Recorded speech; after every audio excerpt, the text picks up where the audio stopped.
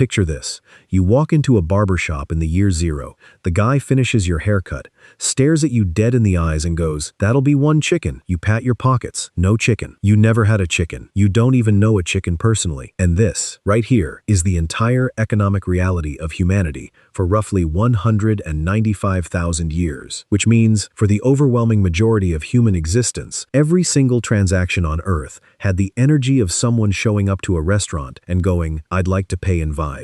Now, before you start picturing cavemen doing little stock trades, I'll give you 3 berries for that rock. Final offer. Let me stop you right there, because anthropologists went out into the world, studied real societies that never used money, and discovered something that should shake everything you learned in school, which is that the classic barter economy your textbook described with such confidence basically never existed in any widespread way, and economists now quietly refer to it as the myth of barter, which is academia's polite way of saying, we made that up and we're a little embarrassed. Because think about it for 2 seconds. Barter is a logistical nightmare. You make shoes, you want a haircut, you walk up to the barber, offer him shoes. He already has shoes. He wants a goat. You don't have a goat, you have shoes, you're a shoe guy. That's your whole thing. So now you have to find the goat guy.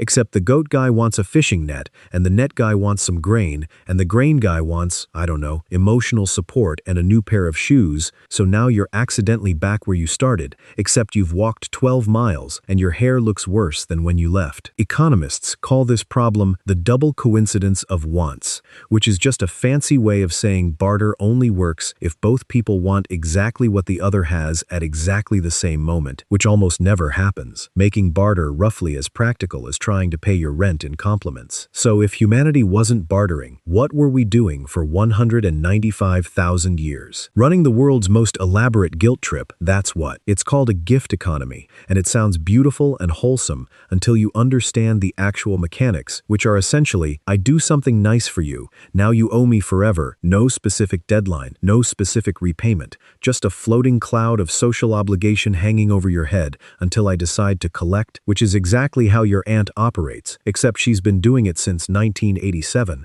and still hasn't forgotten that she lent you $20 during the Clinton administration. In small tribal communities, if you caught a massive fish, you gave it away, all of it, to everyone. Sounds generous, right? Here's the thing. You weren't being generous. You were making deposits into the world's oldest social bank account, because now every person who ate your fish owes you one. Not a fish specifically, just a vague, permanent, unspoken debt that you can cash in anytime you want for whatever you need, and they have to say yes or they become the worst person in the village, which in a village of 40 people is genuinely the most catastrophic social outcome imaginable. Your reputation was your bank balance. Your neighbors were your currency. Hoard your fish and act stingy. Congratulations, you just went bankrupt in an economy that hasn't invented the word bankrupt yet, and good luck getting help when your hut burns down while everyone suddenly has somewhere else to be. Now here's the plot twist that broke several economists' brains. Debt came before money, not after. Before, ancient Mesopotamia, 5,000 years ago, temples were keeping clay tablet records of who owed what to whom. Basically the world's first comment section, except instead of arguments, it was just a never-ending list of Ur-Nama still owes 3 sheep from last harvest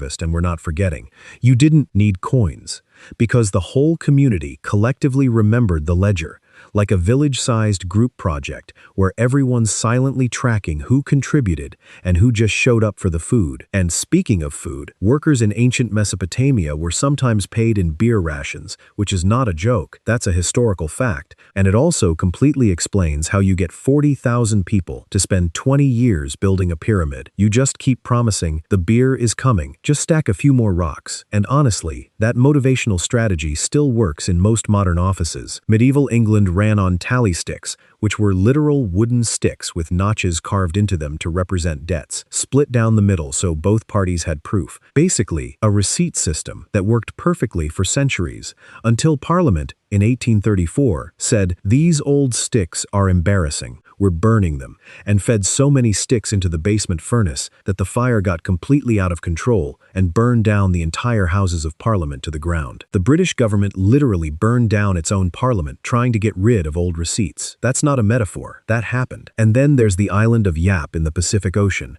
which has the most unhinged currency in human history, giant stone discs, some of them 12 feet across, absolutely immovable, occasionally sitting at the bottom of the ocean after a canoe accident. And here's the genius part. You didn't move the stone when ownership changed. The stone stayed exactly where it was, sometimes literally underwater, and everyone in the community just mentally updated who it belonged to. It's the original blockchain. No app, no internet, just village gossip functioning as a distributed ledger. And honestly, based on the number of crypto wallets that get hacked today, the yappies were onto something. Cattle were so fundamental as currency that the word capital literally comes from the Latin word for head, as in heads of cattle, and salary traces back to salt, because Roman soldiers were sometimes paid in or for salt, which is also where we get worth your salt, meaning somewhere a Roman legionnaire is haunting us, specifically because he wanted actual coins and instead got seasoning. In colonial Virginia, tobacco was legal tender.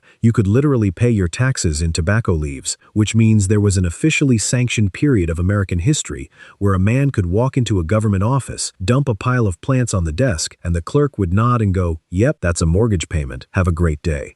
Wampum, the intricately crafted shell bead currency used by many Native American nations, functioned simultaneously as money and as a way to record agreements, weaving entire legal contracts into jewelry, which is objectively cooler than a PDF. So, if every civilization on Earth was already doing fine with memory, reputation, beer, rocks, sticks, shells, and leaves, why did anyone bother inventing metal coins at all? Because here's the fatal flaw in a reputation-based economy. It only works when everyone knows everyone. The moment you want to trade with a total stranger from 300 miles away who has no idea if you're a trustworthy guy or a guy who absolutely skips town and never pays for his goat, the whole system collapses instantly. You can't guilt trip a stranger. You can't float a social debt with someone you'll never see again. You need something that carries its value inside the object itself.